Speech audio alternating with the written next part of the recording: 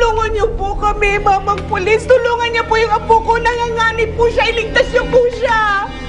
Alam niyo po ba kung sino dumukot sa apo niyo? Kilala ko po. Ang pangalan po, Teng, kapitbahay namin. Alam ko po masama po talagang balak niya sa apo ko. May lalarawan niyo po ba ang tsura ng Teng na ito sa amin? May litrato po ako. Ito po.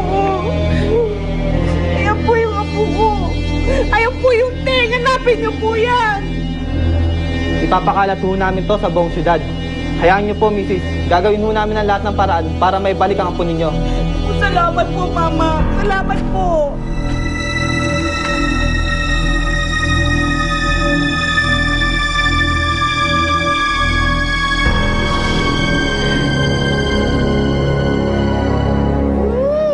Masarap, Kuya Teng. Bakit po kaya hindi po kayo kumakain? Huwag mo ako intindihin, Lelay. Sige, kumain ka na. Busog pa ako. May problema ba, Teng? Siguro mas mabuti kung bilisan niyo yung pagkain niyo para makalis tayo kagad dito. Isang bata ang kinidnap ng kapitbahay niya mula sa tahanan nila ng kanyang lola kaninang hapon. Ang bata ay kinilala bilang si Lea Concepcion, habang ang kidnapper niya ay kinilala bilang potensyado magtanggol. Nakilala din sa pangalang Teng. Sa ngayon po ay may malawakang search na ginagawa para sa kanila. Hindi ako naniniwalang kinidnap ni Teng si Lela. Hindi kidnapper si Teng. Alam naman natin yun. Alam ba yun ng mga pulis?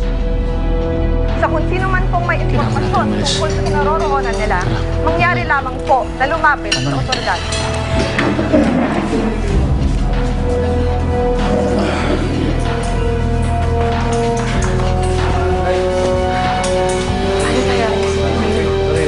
Basta maglakad lang kayo. Huwag kayong papahalata.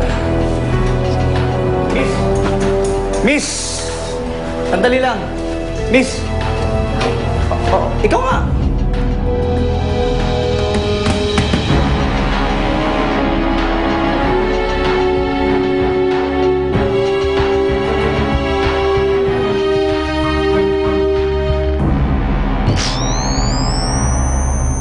Ang thorium reactor. Isa ito sa pinakamalakas at pinaka-safe na radioactive energy. Pero mapanganib pa rin kapag napunta sa mga masamang kamay. Kaya ito nandito sa headquarters natin kasi ligtas ito dito. Sila nagkakamali. Si Anino ang mamumuno ng misyon ito. Huwag na kayo lumaban. Huwag kayo masaktan. Huli na kayo! Lelay! Wala pa rin si Captain Barbell. Nasaan kaya siya? Uy! Ito na ang ating bagong classmate! Dumating man si Captain Barbell o hindi, kailangan mailipat ang reactor na ito sa plant. Understood? Yes, sir. Miyembro ng pwersa, handa na kayo para sumalakay.